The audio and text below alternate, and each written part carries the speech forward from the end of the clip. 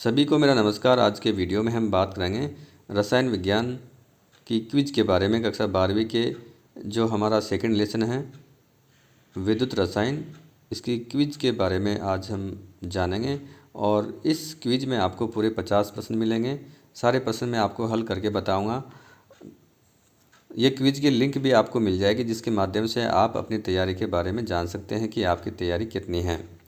तो पहले जैसे ये लिंक मिलेगी, आप लिंक को ओपन करोगे तो इस प्रकार से ये लिंक ओपन होगी और यहाँ पर कुछ निर्देश पहले आपको दिखाई देंगे।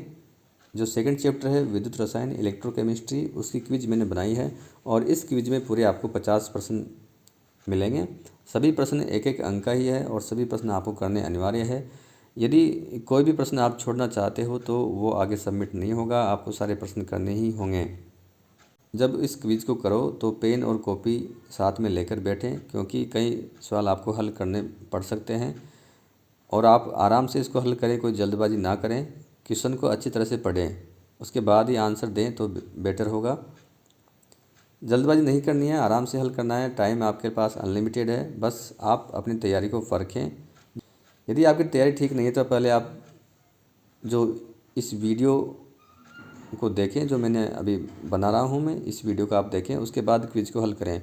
तो निर्देश जानने के बाद नीचे यहाँ पे देखिए, जैसे आप नीचे जाओगे यहाँ पे आपको वीडियो की लिंक मिल जाएगी। तो इस वीडियो को आप पहले देख सकते हैं और यदि आपकी तैयारी बहुत ही अच्छी है, आपको कॉन्फिडेंस है, तो आप सीधे ही इस क्विज को हल कर सकते हैं। तो मैं आपसे कहना चाहता हूँ, यदि आपने अभी तक मेरा चैनल सब्सक्राइब नहीं किया है तो इसको आप ज़रूर सब्सक्राइब कर लें। चैनल की लिंक भी आपको इस क्विज के अंदर ही मिल जाएगी, तो वहाँ से आप सीधे चैनल को सब्सक्राइब करें, ताकि और भी वीडियो में इस प्रकार के बनाऊँ, इस प्रकार की क्विज बनाऊँ जो आपके लिए मददगार साबित होगी। प्रिय विद्यार्थियों, मैं आपसे कहना चाहता हूँ कि अब जो बोर्ड का नया पैटर्न है उसमें छोटे प्रश्न ज़्यादा आते हैं और विशेष तौर पे एक एक नंबर के प्रश्न काफ़ी ज़्यादा आते हैं। करीब 21-22 के आसपास एक एक नंबर के प्रश्न आते हैं। तो इस प्रकार से जब हम क्विज को हल करेंगे तो उन प्रश्नों का उत्तर देने में आपको आसानी रहेगी। तो यहाँ पर आपको नेक्स्ट पे क्लिक करना है, आगे बढ़ेंगे। यहाँ पर आपको अपनी सामान्य जानकारी भरनी है। आपका नाम क्या है, नाम भरना है। ज़िला कौन सा है वो भरना है। व्हाट्सएप नंबर यहाँ पे डालने हैं ताकि ग्रुप बनाया जा सके। और क्या आपने मेरा चैनल सब्सक्राइब किया है? यदि हाँ तो आप यस पर क्लिक करें और यदि नहीं किया तो आप इस लिंक पे क्लिक करें। जैसे आप लिंक पे क्लिक करोगे तो लिंक ओपन होगी और आप इस प्रकार से जो पेज ओपन होगा, ये मेरा चैनल है, यहाँ से इसको ज़रूर सब्सक्राइब करें। सारी जानकारी भरने के बाद में आपको करना है यहाँ पे नेक्स्ट करना है। विद्यार्थियों, हम इसके थर्ड पार्ट में आ चुके हैं। यहाँ पे आपको क्वेश्चन मिलेंगे और पूरे के पूरे 50 प्रश्न आपको मिलेंगे। सभी प्रश्नों के उत्तर आपको देने होंगे। 50 नंबर का ही पेपर होगा और जैसे ही आप क्विज सबमिट करोगे उसके बाद आपको अपना स्कोर इसमें दिख जाएगा। तो आपका मूल्यांकन, अपना स्वयं का मूल्यांकन करने के लिए बहुत ही अच्छा रहेगा। ज़रूर इसको हल करें। तो चलिए प्रश्न देखते हैं हम इसके। 1 मोल H2O को O2 में ऑक्सीकरण करने के लिए कितने फैराडे आवेश की आवश्यकता होगी? अब यहाँ पे देखिए, H2O में दो तो H होते हैं, एक O होता है। यदि हम H2O को देखें तो इसमें H पॉजिटिव होता है और O यहाँ पे होता है नेगेटिव। 2 नेगेटिव इसके ऊपर आवेश होता है। तो O2 नेगेटिव ने इलेक्ट्रॉन कितने दिए? 2 इलेक्ट्रॉन दिए इसने। तो यहाँ पे अपन इस प्रकार से लिख सकते हैं 1/2 O2 प्लस 2 इलेक्ट्रॉन। यहाँ पे O का क्या हुआ है? यहाँ पे O का हुआ है ऑक्सीकरण। तो ये कह रहा है कि H2O को O2 में ऑक्सीकरण करने के लिए कितने फैराडे विद्युत की आवश्यकता होगी, कितने फैराडे आवेश की आवश्यकता होगी। यहाँ पर इसने इलेक्ट्रॉन 2 दिए हैं, तो 2 फैराडे आवेश की आवश्यकता होगी। तो यहाँ पे हम लिख देंगे 2। इसका सही आंसर है 2 फैराडे। आगे बढ़ते हैं। अगला प्रश्न देखिए, प्रतिरोध का व्युत्क्रम होती है। कौन होती है प्रतिरोध का व्युत्क्रम? तो चालकता होती है साथियों, विद्यार्थियों, प्रतिरोध का व्युत्क्रम। तो यहाँ पे इस पर क्लिक करेंगे, आगे बढ़ेंगे। चालकता का एसआई मात्रक क्या होता है? जो चालकता होती है, एसआई मात्रक क्या होता है? होता है सीमेंस। कई जगह इसको सीमेंस भी लिखते हैं या ओम इनवर्स भी लिखते हैं।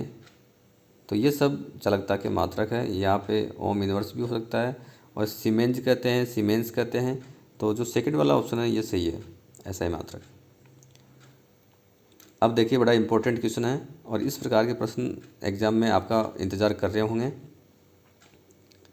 सिल्वर नाइट्रेट के घोल से 108 ग्राम सिल्वर मुक्त करने के लिए विद्युत धारा की जो मात्रा की आवश्यकता होती है वह है, यानी 108 ग्राम सिल्वर मुक्त करनी है तो कितने फेराडे विद्युत की आवश्यकता होगी वो आपको बताना है। अब इस प्रकार के प्रश्नों में आप ये देखिए कि कितना तो आपको मुक्त करना है, तो यहाँ पे 108 ग्राम मुक्त होना चाहिए और उसमें भाग देंगे अपन तुल्यांकी भार का। तो सिल्वर का परमाणु भार कितना होता है, 108 होता है और सिल्वर पर आवेश कितना होता है, Ag के ऊपर तो प्लस 1 ही आवेश होता है। तो 108 में 1 का भाग देंगे तो 108 ही आता है। तो इसका तुल्यांकी भार कितना हुआ, 108। यानी जितना भार हम प्राप्त करना चाहते हैं उसमें तुल्यांकी भार का भाग देंगे। और तुल्यांकी भार ज्ञात करने के लिए किसी परमाणु का जो परमाणु भार है उसमें हम उस पर जो आवेश है उसका भाग देंगे। जैसे हमें एल्यूमिनियम का तुल्यांकी भार ज्ञात करना है तो Al के ऊपर तो प्लस 3 आवेश होता है, जबकि इसका परमाणु भार 27 है। तो 27 में इसका आवेश कितना है, 3 का भाग देंगे तो इसका तुल्यांकी भार आ जाएगा 9। यहाँ पे हम बात कर रहे हैं Ag की, तो इसका तुल्यांकी भार 108 है और 108 ग्राम ही मुक्त करना है। और यहाँ पे लिखते हैं हम F, तो ये कट गया एक बार, तो 1 F इसका उत्तर आएगा, 1 फेराडे। अब ये सूत्र कहाँ से आया ये भी अब मैं आपको बता दूं। तो इसका सही आंसर तो फिलहाल आप देख लीजिए, सही आंसर है इसका 1 फेराडे। फेराडे का प्रथम नियम ये कहता है W बराबर Z और Q होता है आवेश, या Q को छोटा लिख दूं मैं, W बराबर ZQ। आवेश ज्ञात करना है तो Q बराबर ऐसे लिख सकते हैं W अपॉन Z। Z कैसे ज्ञात करते हैं, Z ज्ञात करते हैं विद्यार्थियों, Z बराबर होता है E अपॉन क्या लिखते हैं F। तो Z बराबर E अपॉन F रखेंगे तो ये हो जाएगा इस प्रकार से, F चला जाएगा ऊपर पहले W है, फिर आ जाएगा F और नीचे क्या आ जाएगा, E आ जाएगा। तो इस प्रकार से E क्या है, यहाँ पे तुल्यांकी भार है, W क्या है जो द्रव्यमान अपने को प्राप्त करना है या इलेक्ट्रोडों पे जो मुक्त होता है वो भार है, और F है फेराडे, कितने फेराडे आवेश की आवश्यकता होगी। तो W कितना था, यहाँ पे W था 108 ग्राम, E कितना है तुल्यांकी भार वो भी 108 है। तो 108 में 108 का भाग दिया तो 1, यानी 1 फेराडे आवेश की आवश्यकता हमें होगी। फिर देखिए निम्नलिखित में से कौन सा सेल हाइड्रोजन और ऑक्सीजन के रासायनिक ऊर्जा को विद्युत ऊर्जा में बदलता है। तो कौन सा सेल है वो, ईंधन सेल। निम्नलिखित में से किस धातु के लवण के जलीय विलयन के विच्छेदन से धातु को प्राप्त किया जा सकता है। यानी धातु का लेंगे जलीय विलयन, धातु को जल में घोलेंगे और उससे कराएंगे हम विद्युत अपघटन, विद्युत विच्छेदन कर दो या विद्युत अपघटन कर दो, तो उससे धातु को प्राप्त किया जा सकता है। तो कौन सी धातु है वो, तो जो धातु हाइड्रोजन से नीचे है वो ही प्राप्त हो सकती है। बाकी हाइड्रोजन से ऊपर वाली यदि हम धातु का जलीय विलयन लेंगे तो वहाँ पे हाइड्रोजन प्राप्त होता है कैथोड पर। तो जब हम विद्युत रासायनिक श्रेणी पढ़ते हैं तो हाइड्रोजन से जितने भी ऊपर वाली धातुएं हैं यदि हम उनका जलीय विलयन लें तो कैथोड पर हाइड्रोजन मुक्त होता है। यदि हमारे पास दो प्रकार, जैसे हमने लिया सोडियम क्लोराइड का लिया, NaCl का लिया, तो उसमें Na+ और Cl- बनेंगे। हमने जलीय विलयन लिया तो जल में H+ भी होंगे और OH नेगेटिव होंगे। यदि हमारे पास दो प्रकार के केटाइन हैं तो कैथोड पर वह केटाइन प्राप्त होता है जिसका E0 ज़्यादा हो, जबकि हाइड्रोजन से ऊपर जितने भी धातुएं हैं उनका E0 कम होता है, हाइड्रोजन का ज़्यादा होता है। तो ज़्यादा वाला ही कैथोड पे प्राप्त होगा केटाइन। तो ऊपर वाली सभी धातुओं का यदि हम विलयन लें तो हाइड्रोजन कैथोड पे प्राप्त होता है। तो यहाँ पे हाइड्रोजन से नीचे वाली धातु चाहिए इनमें से, तो एल्यूमिनियम भी नहीं है, कैल्शियम भी नहीं है, सोडियम भी नहीं है, ये तो H से ऊपर के हैं। Ag ये हाइड्रोजन से नीचे आता है तो ये कैथोड पे प्राप्त हो जाएगा। तो यहाँ पे सही आंसर है Ag। फिर देखो बड़ा इंपॉर्टेंट क्वेश्चन है, AlCl3 के एक मोल से AlCl3 के घोल से 1 मोल एल्यूमिनियम को प्राप्त कौन जमा होने में विद्युत की आवश्यकता होगी, कितनी विद्युत की आवश्यकता होगी, कितने फैराडे चाहिए। अब वही बात आ गई, यहाँ पे 1 मोल चाहिए। 1 मोल में कितने ग्राम होंगे, 27 ग्राम होंगे एल्यूमिनियम के लिए, परमाणु भार के बराबरित होगा 1 मोल।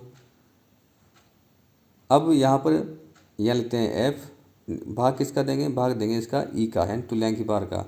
और एल्यूमिनियम का तुल्यांकी भार होता है 9, तो 9 में भाग देंगे, 9 का भाग देंगे 27 में, तो कितना आ जाएगा 3 फैराडे। तो यहाँ पे जितना हमें प्राप्त करना होता है उस संख्या में हम तुल्यांकी भार का भाग देते हैं, और यहाँ पे F लिखते हैं, तो जितना F आ जाएगा 3F हो जाएगा, 3 फैराडे। यदि आपने अभी तक मेरा चैनल सब्सक्राइब नहीं किया है तो इसको ज़रूर सब्सक्राइब करें, इस वीडियो को अपने दोस्तों तक शेयर करें। सोडियम सल्फेट के जलीय विलयन का विद्युत अपघटन किया जाता है तो कैथोड पे मिलता है। अब यहाँ पे देखियो सोडियम सल्फेट है तो क्या आयन बनेंगे, एक तो Na+ बनेगा, एक सल्फेट बनेगा ये, और जलीय विलयन है तो जल में तो H+ होगा, OH नेगेटिव होगा। तो कैटायन कितने हैं, 2। तो ये कह रहा है कैथोड पे कौन प्राप्त होगा। मैंने अभी थोड़ी देर पहले भी बताया था कि कैथोड पे वह कैटायन प्राप्त होता है जिसका E नोट ज़्यादा हो। तो ज़्यादा किसका है, H का है, तो क्या प्राप्त होगा, H2 प्राप्त होगा। इस बात को आप गांठ बांध के रख लें, ज़्यादा E नोट वाला कैटायन ही कैथोड पे प्राप्त होता है, और ऋणायन इसके उल्टा होता है, ऋणायन कम E नोट वाला प्राप्त होता है। देखिए 3 एम्पियर की धारा को 50 मिनट तक प्रवाहित करने पर एक धातु के 1.8 ग्राम जमा होते हैं। धातु का तुल्यांकी भार ज्ञात करना है। यहाँ पे हमें धातु का तुल्यांकी भार ज्ञात करना है, तो फैराडे का प्रथम नियम लगाते हैं हम। W बराबर क्या होता है, ZIT, ये होता है ZIT। W बराबर, यहाँ पे I और T दे रखा है। Z बराबर क्या होता है, Z बराबर होता है E/F, तो ये रख देंगे यहाँ पे E/F। तो ये हो जाएगा W बराबर E/F I और T, ये हो जाएगा। यहाँ पे हमें ज्ञात करना है E, तो इन सबको इधर ले जाते हैं, तो ये हो जाएंगे W तो है ही F/I/T बराबर क्या हो जाएगा E। तो W कितना है, W यहाँ पे दे रखा है 1.8 ग्राम, तो 1.8 इंटू F कितना होता है 96,500, भाग कितने का देंगे, I कितना है, यहाँ पे देखो I कितना है 3 एम्पियर, तो 3 का भाग देंगे। फिर T कितना है 50 मिनट। अब यहाँ पे विद्यार्थियों समय लेते हैं सेकंड में, तो 50 को पहले हम गुणा करेंगे 60 से ताकि सेकंड बन जाए। तो कितना आएगा ये 3000 आ गए। अब इसको हल करेंगे, तो हल करने के बाद ये आ जाएगा आपके 19.3 इसका तुल्यांकी भार। फिर देखिए 96,500 कूलाम विद्युत धारा कॉपर सल्फेट के घोल से मुक्त करती है। कितना कॉपर सल्फेट मुक्त करेगी। अब देखिए 96,500 कूलाम आवेश प्रवाहित कर रहे हैं, तो इसमें उसके तुल्यांकी भार के बराबर धातु मुक्त होगी। तो कॉपर का भार कितना होता है 63 होता है, और कॉपर के ऊपर आवेश Cu+2 होता है, तो 2 का भाग देंगे तो कितना आएगा 31.75 आएगा। तो यहाँ पे ये भार मुक्त होगा। यदि हम 1 फैराडे यानी 96,500 कूलाम विद्युत धारा प्रवाहित करें तो किसी भी धातु के तुल्यांकी भार के बराबर धातु मुक्त होती है। तो ये इसका सही आंसर है। मोलर चालकता की इकाई क्या है। तो यहाँ पे देखिए इसकी इकाई होती है ओम इनवर्स, मीटर स्क्वायर और मोल इनवर्स, या इसको ऐसे लिखते हैं सीमेंज मीटर स्क्वायर और मोल इनवर्स, ऐसे भी लिख सकते हैं इसको। फिर देखिए ऐसे प्रश्न आपको सक्रियता श्रेणी पढ़नी पड़ेगी उसके लिए, और उसके कुछ इम्पोर्टेंस भी है, वो भी आपको पढ़ने पड़ेंगे, तब जाके ऐसे प्रश्न आएंगे। MgCu Na और Au की सक्रियता का क्रम है ये। अब देखिए कौन सा क्रम सही है। तो सबसे ज़्यादा क्रियाशील कौन सा है, इसमें सोडियम है। तो यहाँ पे देखिए ये वाला ऑप्शन इसमें सही बैठेगा, सोडियम ज़्यादा क्रियाशील है, फिर मैग्नीशियम, फिर कॉपर, फिर Au, ये वाला ऑप्शन इसमें सही है। वह धातु जो हाइड्रोक्लोरिक अम्ल से H को विस्थापित नहीं कर पाती। H को केवल वही धातुएं विस्थापित कर पाती है जो H से ऊपर होती है, यानी जिनका E नोट H से कम होता है। तो कौन सी विस्थापित नहीं कर सकती? जो H से नीचे वाली विस्थापित नहीं करेगी, जिनका E नोट H से ज़्यादा होगा। तो वो कौन है? वो यहाँ पे देखिए कॉपर। कॉपर हाइड्रोजन से नीचे आता है और नीचे वाले में उतनी औकात नहीं है कि ऊपर वाले को वो हटा दे, तो ये नहीं कर पाएगा। ये इसका सही आंसर है। कौन सी अभिक्रिया संभव नहीं है? देखिए यहाँ पे Na है और AgCl है। Na हटा रहा है AgCl को, Ag को हटा रहा है। Na अधिक क्रियाशील है तो Ag को हटा देगा, सही है। यहाँ पे देखिए CaO कैल्शियम ऑक्साइड है और H साथ में है, तो H हटा रहा है Ca को, तो ऐसा तो नहीं हो सकता। Ca तो काफ़ी ऊपर आता है H से, यानी Ca ज़्यादा क्रियाशील है बजाय H के, तो H Ca को नहीं हटा पाएगा, तो ये गलत है। ये अभिक्रिया संभव नहीं है। यहाँ भी देखिए F ऊपर आता है H से, तो ये हटा देगा इसको। और यहाँ पे देखिए H ऊपर आता है Cu से, तो H यहाँ पे Cu को हटा देगा, लेकिन यहाँ पे कैल्शियम को वो नहीं हटा पाता, क्योंकि कैल्शियम ऊपर आता है, H आता है नीचे। तो ये आंसर इसका सही है। निम्न में से वह कौन सी धातु है जो सरलता से ऑक्सीकृत हो जाती है, यानी किस धातु में से आसानी से इलेक्ट्रॉन निकाले जा सकते हैं? अब देखिए जो ऊपर वाली धातु हैं, सबसे ऊपर वाली धातु में से बहुत ही आसानी से इलेक्ट्रॉन निकाले जा सकते हैं। तो इसमें वो धातु देखनी जो ऊपर है, तो ऊपर कौन सी में से? एल्यूमिनियम है यहाँ पर, तो सही आंसर इसका एल्यूमिनियम है। इसको आसानी से ऑक्सीकृत किया जा सकता है, आसानी से इलेक्ट्रॉन निकाले जा सकते हैं। ई नोट इसका सबसे कम है। देखिए निम्न में से कौन सा ऑक्साइड हाइड्रोजन द्वारा अपचित होगा, यानी कौन सा ऑक्साइड है जिसकी हाइड्रोजन के साथ क्रिया कराने पर वो धातु को विस्थापित कर देगा? तो देखिए यहाँ पे कौन सा है? AgO। H से नीचे वाले ही H से नीचे वाले ही H से विस्थापित हो सकते हैं, बाकी ये सब H से ऊपर है तो ये विस्थापित नहीं होंगे। तो यहाँ पे Ag2O इसका सही आंसर है। फिर देखिए शुष्क लेखलांसी सेल, यानी शुष्क सेल में कैथोड किसका होता है? कैथोड की बात कर रहा है, एनोड की बात नहीं कर रहा है। एनोड किसका होता है? जिंक का पात्र होता है। यहाँ पे कैथोड किसका होता है? तो होता है ग्रेफाइट की छड़। ये इसका सही आंसर है। निम्न में से किसी सेल को अपोलो स्पेस मिशन में उपयोग किया गया था? थोड़ा मिस्टेक हो गई लिखने में। किस सेल का अपोलो स्पेस मिशन में उपयोग किया गया था? तो वो सेल कौन सा है? H2O2 ईंधन सेल। फिर देखिए निम्न में से प्रबलतम अपचायक कौन है? सबसे प्रबल अपचायक की बात कर रहे हैं, तो कौन सा होगा?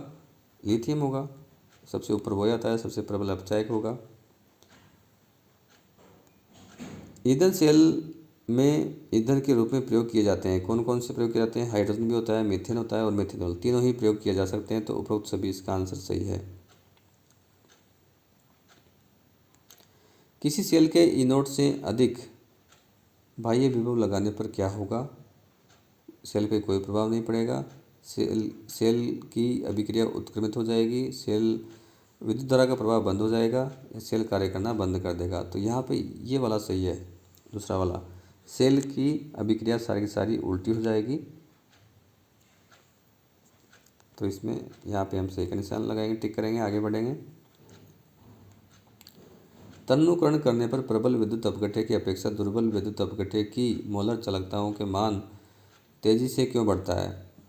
तो सही आंसर ये है कि हम जानते हैं कि जो प्रबल विद्युत अपघट्य होते हैं पहले से ही पूरी तरह से वियोजित होते हैं, और यदि हम उसमें पानी मिलाएंगे तो भी आयनों की संख्या में कोई विशेष वृद्धि नहीं होगी। परंतु जो दुर्बल विद्युत अपघट्य होते हैं उनका आयनन या वियोजन कम होता है और पानी मिलाने पर उनका वियोजन बढ़ता है, आयनों की संख्या बढ़ती है, तो इनकी चालकताओं के मान तेज़ी से बढ़ते हैं। तो इसमें यह आंसर सही है।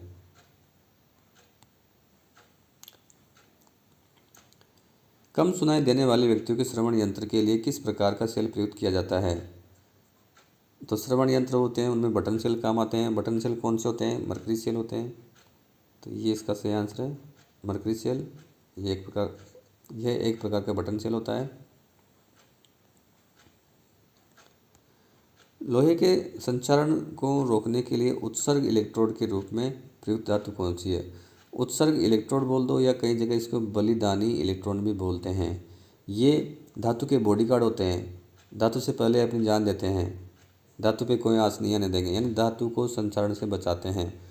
ये धातु से अधिक क्रियाशील होते हैं, तो पहले इनका खुद का ऑक्सीकरण होता है और उसके बाद धातु का। तो धातु को बचाते हैं, जैसे लोहे को जंग लगने से बचाएंगे, तो कौन सी धातु है? तो यहाँ पे दो धातु काम लेते हैं, एक तो जिंक लेते हैं और एक लेते हैं Mg। तो दोनों आंसर इसके सही है। तो यहाँ पे क्या सही है? यहाँ पे Zn। किसी विद्युत अपघटन के विलयन की तनुता बढ़ाने पर क्या होता है? देखो, चालकता बढ़ती है, सही बात है। यहाँ पे हम चालकता की बात कर रहे हैं। विशिष्ट चालकता घटती है, कप्पा का मान घटता है क्योंकि इकाई आयतन में आयनों की संख्या घटती है। मूलक चालकताओं के मान तो बढ़ेंगे और तुल्यांक चालकताओं के मान भी बढ़ते हैं, तो उपरोक्त सभी यहाँ पे सही है। प्रतिरोधकता का एसआई मात्रक क्या है? प्रतिरोधकता रो का मान पूछ रहा है, तो एसआई मात्रक क्या है? ओम मीटर है, ये सही आंसर है इसका। देखो, मानक हाइड्रोजन इलेक्ट्रोड जो SHE होता है, उसका इलेक्ट्रोड विभव कितना होता है? तो मानक हाइड्रोजन इलेक्ट्रोड का इलेक्ट्रोड विभव माना जाता है विद्यार्थियों 0 होता है। Zn, Ag, Au और Cu में से कौन सा तत्व अम्ल से अभिक्रिया करके हाइड्रोजन गैस मुक्त करता है? तो हाइड्रोजन गैस तो वही मुक्त कर सकता है अम्ल से जो हाइड्रोजन से ऊपर होते हैं। तो इनमें हाइड्रोजन से ऊपर तो एक ही है, जिंक। तो जिंक हाइड्रोजन अम्ल से हाइड्रोजन गैस विस्थापित कर सकता है, बाकी और कोई भी नहीं कर पाएगा इनमें से। निम्न में से कौन सा कथन सत्य है? सत्य की बात कर रहे हैं, कौन सा कथन सत्य है? Cu जल की क्रिया करके H2 मुक्त करता है, ये तो असत्य है, नहीं करता। Li एक प्रबल ऑक्सीकारक है, नहीं है, ये तो अपचायक है। E0 के मान बढ़ने पर धातु ऑक्साइड का तापीय स्थायित्व घटता है, ये कथन यहाँ पे सत्य है। E0 का मान जैसे ही बढ़ेगा तो धातु के ऑक्साइड जो होते हैं उनका तापीय स्थायित्व घट जाता है, यानी वो ताप के द्वारा अपघटित आसानी से हो जाते हैं। नीचे वाला देखो, अधिक E0 वाली धातु कम E0 वाली धातु को विस्थापित करती है, नहीं कर सकती। कम E0 वाली धातु अधिक वाली को विस्थापित कर सकती है क्योंकि कम E0 वाली धातुएं अधिक क्रियाशील होती है। तो सही आंसर इसका यहाँ पे थर्ड वाला है, सत्य कथन यही है। किसी सेल के इलेक्ट्रॉनों के बीच की दूरी और इलेक्ट्रॉनों की अनुप्रस्थ काट के क्षेत्रफल के अनुपात को क्या कहते हैं? तो कहते हैं सेल नियतांक या सेल स्थिरांक। एक तार की त्रिज्या 7 सेंटीमीटर है और लंबाई 154 सेंटीमीटर है, तो सेल स्थिरांक क्या होगा? यहाँ पे सेल स्थिरांक ज्ञात करते हैं अपन L/A से। तो यहाँ पे L तो मान दे रखा है 154, लेकिन A ज्ञात करना है। A क्या है? क्षेत्रफल है अनुप्रस्थ काट का, तो वो πr² से ज्ञात करेंगे। तो पाई का मान 22/7 है। R कितनी देर की है? 7 देर की, तो 7 × 7 करेंगे तो ये भी कितना आएगा? 154। तो 154 में भाग देंगे 154 का, तो 154 आ जाएंगे। तो ये इसका सही आंसर है।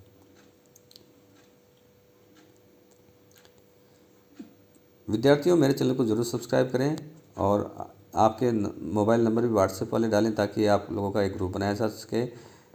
कॉपर सल्फेट के विलयन को 2.5 एम्पीयर धारा से 5 मिनट तक विद्युत अपघटित किया गया, तो कैथोड पर निक्षेपित कॉपर का द्रव्यमान कितना होगा? यहाँ पे W ज्ञात करना है, तो ये फॉर्मूला लगा दो, W बराबर E/F I और T, ये फॉर्मूला लगा देते हैं। तो E का मान जानते हो आप कितना होता है कॉपर के लिए? तो 63/2 से निकालेंगे, 63 में भाग देंगे 2 का, तो ये आ जाएगा 1/F का मान कितना है? 96,500 होता है। I कितनी है? 2.5 और 5 मिनट प्रभावित करते हैं, तो 5 को 60 से गुणा करेंगे तो कितनी आ जाएगी? 300 सेकेंड। तो 2 0 से 2 0 काट दो, जो भी करते हैं उसको काट दो, तो लास्ट में ये बचेगा आपके 0.2448 ग्राम। इतना कॉपर निक्षेपित होगा कैथोड पर।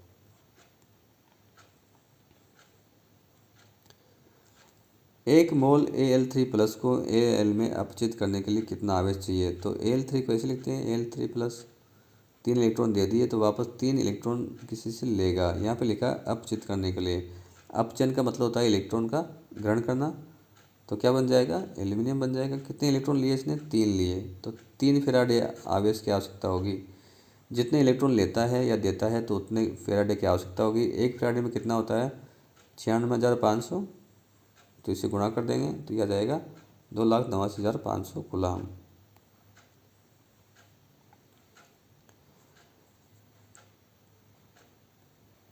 गलित एल्यूमिनियम होता है Al2O3 से 36 ग्राम एल्यूमिनियम प्राप्त करने के लिए कितने फेराडे आवेश की आवश्यकता होगी।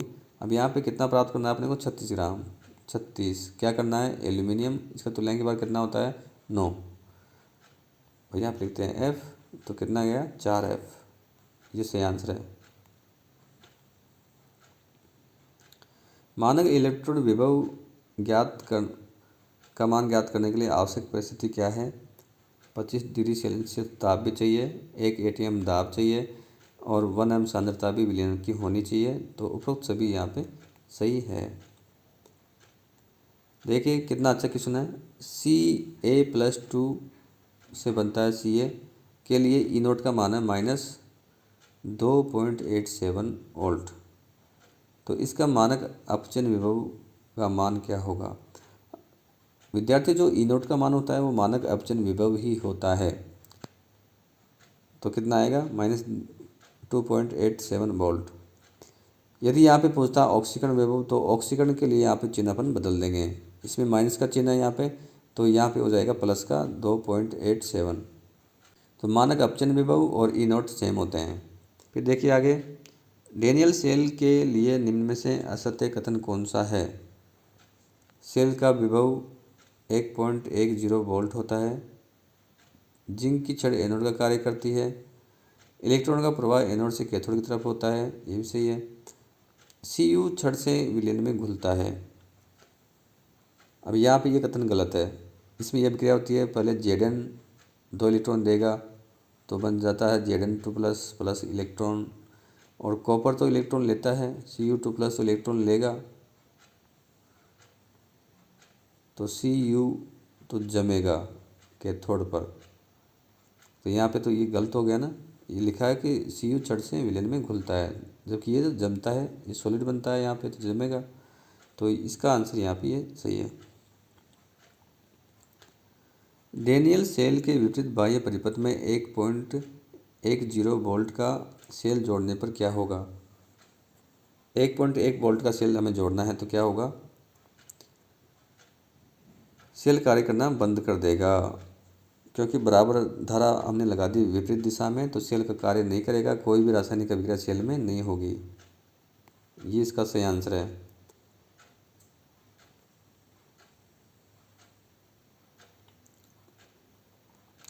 डेनियल सेल में से लवण सेतु हटाने पर क्या होगा, सेल का विभव गिरकर शून्य हो जाएगा। विद्युत रासायनिक सेल के लिए असत्य कथन कौन सा है, असत्य गलत कथन कौन सा है सेल के लिए। इसमें अधिक सेल में अधिक इनोट वाली धातु का कैथोड होता है, सही है। 2 इलेक्ट्रोड होते हैं, सही है। ये भी सही है, ये गलत है। EMF हमेशा नेगेटिव नहीं होता, ये हमेशा पॉजिटिव होता है। सेल का विभव हमेशा पॉजिटिव आएगा। शुष्क सेल का विभव कितना होता है, शुष्क सेल या लेखलांश सेल का पूछ रहा है तो वो तो 1.5 होता है, यहाँ पे ये सही है। 1.1 तो डेनियल सेल का होता है, यहाँ पे ये सही आंसर ये 1.5 है। डेनियल सेल में कैथोड किसका होता है, डेनियल सेल, और पूछ रहा है कैथोड, कैथोड किसका होता है, कॉपर का होता है, ये सही आंसर है। वाहनों की बैटरी, इन्वर्टर आदि में प्रयुक्त सेल कौन सा है, सीसा संचायक सेल, जो द्वितीयक सेल होता है।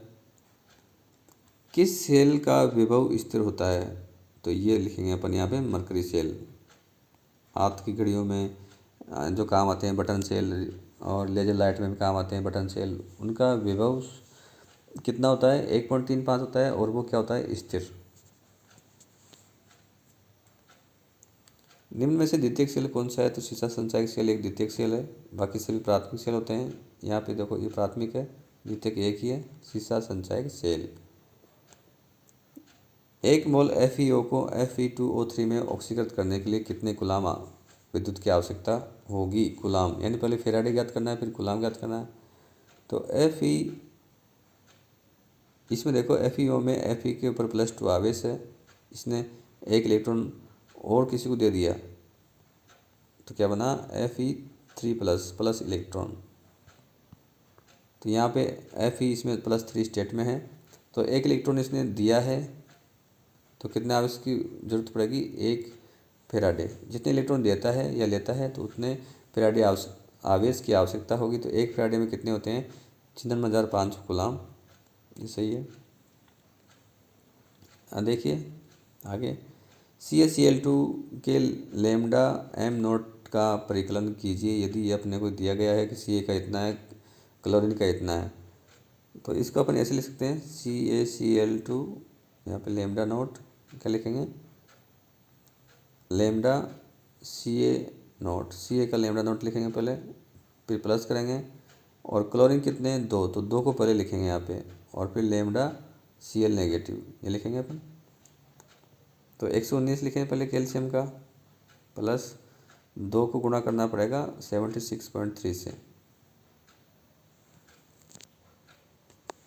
तो ये आ जाएंगे आपके 271। इतने लैम्डा m नोट का मान इतना आएगा इसका। एक अभिक्रिया देखो यहाँ पे, और इसमें ये पूछ रहा है कि ECl क्या होगा। तो ECl कैसे ज्ञात करते हैं, ECl ज्ञात करते हैं E cathode minus E anode. तो कैथोड किसका है, जहाँ पे अपचन हो रहा है, अपचन किसका हो रहा है, ये सिल्वर का हो रहा है, तो सिल्वर का यहाँ पे कैथोड है। तो सिल्वर का एनोड कितना दे रखा है यहाँ पे 80, तो 80 फिर माइनस लगाओ, फिर एनोड का लिखते हैं। तो एनोड कौन है, यहाँ CD का, देखो इलेक्ट्रॉन निकल रहे हैं, तो ये एनोड है, और इसका एनोड कितना दे रखा है -40। तो इन दोनों को आप जोड़ना पड़ेगा, तो ये हो जाएगा 1.20 वोल्ट।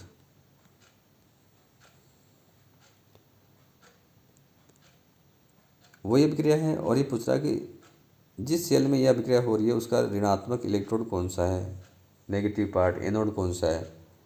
तो देखिए इलेक्ट्रॉन कहाँ पे निकल रहे हैं, इलेक्ट्रॉन निकल रहे हैं CD में, तो CD क्या है यहाँ पे, एनोड है, ऋणात्मक इलेक्ट्रोड CD है यहाँ पे। अगला देखिए, एक सेल का EMF ज्ञात करना है जिसकी सेल अभिक्रिया निम्न है। यहाँ पे वही फॉर्मूला लगाएंगे हम, ECl कैसे ज्ञात करते हैं, कैथोड माइनस E घटाते हैं एनोड का। तो कैथोड कौन सा है यहाँ पे, जिसका अपचन हो रहा है, अपचन किसका हो रहा है, Ag का हो रहा है। तो Ag के लिए 0.80 लिख देंगे पहले, माइनस फिर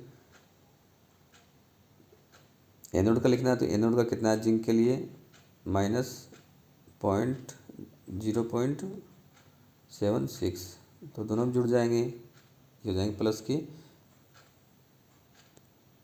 ये इसका सही आंसर है। अब सारे आंसर करने के बाद विद्यार्थियों आपको करना है इसका सबमिट। आप सभी ने टाइम दिया इसके लिए बहुत बहुत धन्यवाद। इसके बाद विद्यार्थियों जैसे आप सबमिट करोगे तो लिखेगा your response has been recorded, और व्यू स्कोर करने के लिए यहाँ पे आप क्लिक करें। और यदि आपको अनदर रेस्पॉन्स सबमिट करना है तो यहाँ पे क्लिक करना है।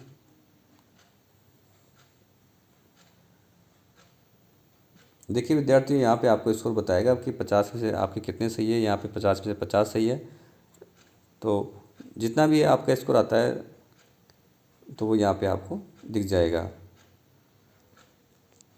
बहुत बहुत धन्यवाद आप सभी को इस वीडियो को देखने के लिए।